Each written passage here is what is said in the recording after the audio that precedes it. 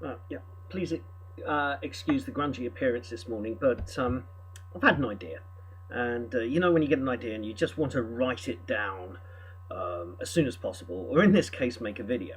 So, this is a follow up to something I wrote on the rubber.com blog last week about my initial thoughts on Star Trek Discovery. And I've been thinking about it a bit more, and I'd just like to expand on some of my ideas. So, last week, I wrote a blog piece about some of my issues with Discovery. It was by no means comprehensive, but I focused particularly on the role of the Klingons in this new series, where I thought narratively this idea of them being isolationists and racial purists didn't work. And when the producers said that they were drawing inspiration for the new Klingons from Trump supporters and the whole "Make America Great Again" movement, I thought that was a misstep. I still think the Klingons work as an analogy to Russia. It worked back in the 60s, and it still works today. Let me explain. So back in the 1960s, the Klingons are analogous to the Soviet Union. They're the enemies of freedom and democracy, as personified in the show by the Federation. And but there's a Cold War situation. We can't actually have big battle scenes with the Klingons in the original series because for various reasons, Organian peace treaties and balance of power and everything that goes with it. So it's a Cold War analogy. Then shifting on into when the movie starts, so Star Trek's 1 through to about 4.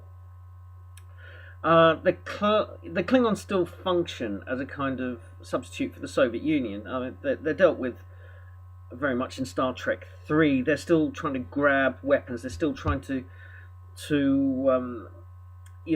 seek an advantage over the Federation. Then, from Star Trek 6, we're entering in the real world Glasnost and the thawing of the Cold War, and you get that in Star Trek 6. You get that in the early seasons of Star Trek: The Next Generation. That with the Klingons are having their own Glasnost and Perestroika moments. As the Next Generation hits its stride, and then Deep Space Nine begins to take over. The Klingons are now like Boris Yeltsin's Russia, which is like, we're not at war with them. And they're kind of on our side in a few areas, but they're still unfathomable in many ways, and they still act in ways that will remind you of the previous regime. So the Klingons kind of still function well as a Russian analogy. And moving on into Star Trek Discovery, that can still apply. You have a look at Putin's Russia now, and in particular, the way he has kept on to power by manipulating the Russian political system, and how he deals with dissent, and how he's almost a global villain, but not quite. He plays geopolitics very well. And we've had controversies in the last couple of years. If you want to go down the route of, oh yes, we're still going to use Star Trek to comment on our world today, well, look at the Russians, interfering in elections, propping up murderous regimes. This could still apply in Star Trek. They don't have to be. The Klingons as Trump support doesn't really work. Because, okay, you're isolationists and racial purists, so just leave you alone. But the Trump support, the isolationist thing, does work if you apply it to the Federation. This is what I wrote in my blog last week. That it makes more sense if the Federation has gone into an isolationist way of thinking in terms of galactic politics. So just imagine this. This is 10 years before Captain Kirk. What's happened in the Federation? They've come out of the Romulan War, shaken. It's the Federation has been formed off the back of that, and there's been a period of expansion and exploration and diplomatic efforts. But sometimes they haven't gone well. There's possibly been lots of other wars along the way, and lots of other failed diplomatic missions, and ships have gone missing and people have died exploring, and now you have a new Federation Council that says enough of that. We're going to put the interests of the core planets first. Earth, Vulcan, Andor, Teller. They're going to. We need to focus inwards at our core membership, and so the Federation have retreated from being sort of the galactic bulwarks of liberalism, freedom, and democracy. And this kind of works if you look at the old original series episode, The Menagerie, and you flash back to Captain Pike's era. So you have a scene where Captain Pike is brooding in his cabin, and the ship's doctor comes to see him, and Pike's talking about these exploration missions that have gone wrong, and he says, "I'm sick and tired of seeing who lives and who dies." Maybe this Pike's attitude here is symptomatic of where the Federation has gone. They're fed up with ships going missing and crews dying and captains and admirals having to write the letters of condolences back to the families on Earth and Vulcan and the other planets. And so the idea is that they've retreated, the Federation. They've become the isolationists. But the Klingons are still expansionists. The Klingons are still looking to exploit the situation. And they're manipulating elections on neutral worlds. And they're propping up murderous regimes. And just imagine that the Shenzhou, we start our episode, and the Shenzhou is near a neutral planet where there's a murderous regime. And they're committing atrocities.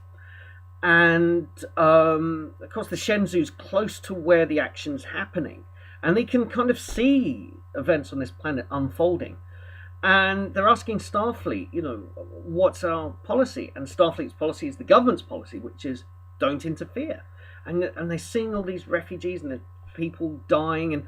And perhaps Burnham, we can still run with the Burnham gets sent down for mutiny or treason. We can still work that into the story of Discovery. But we can now give her a more likable, positive reason why. And she was unfairly convicted of mutiny. So what happens if Georgie says and Burnham come up with this plan that says, look, we need to find more information about what's going on this planet. Are there atrocities being committed, and are events being manipulated by some outside power? So Burnham leads this kind of a covert away mission to try and contact various factions on this planet. And she uncovers evidence of these atrocities, and the situation's far worse. And then she witnesses that the regime that's committing the atrocities is propped up by the Klingon Empire. Then the Klingons are there and they're exploiting the situation. And then the Klingons are saying, right, once this planet is under our control, it can be the springboard for expansion into this area. And Burnham's got this information. And if she doesn't act, if that information doesn't get out, millions will die. Right, you've got to up the stakes here. Millions will die if Burnham doesn't act. And Georgiou just errs on the side of caution. And she did it. Let's make Georgiou kind of like in a crisis. She did it. She's beholden to her political masters back in the Federation. And Georgiou doesn't want to act, but Burnham does. And if Burnham doesn't act, millions will die. That's the dilemma Burnham faces. Makes her a likable protagonist. Because, okay, she broke the chain of command. She disobeyed orders. She led a mutiny. But her reasons were sound. It's not just like, we have to bash the fascist Klingons before they bash us. No, but if I don't act, if I don't stand up to the Klingons, millions will die. Much better motivation. So when she's banged up, and the events of episode 3, we're more sympathetic to Burnham because it's like, okay, she shouldn't have done what she did, but she had good reasons. But as I said, it would all fit in with the Captain Pike era. But I'm not sure the producers of Discovery are aware of Captain Pike. It's almost like, don't mention Captain Pike. So until next time, leave your comments down below, and I'll leave a link to the rubber.com website as well, so you can read the other piece. Okay, until next time, bye.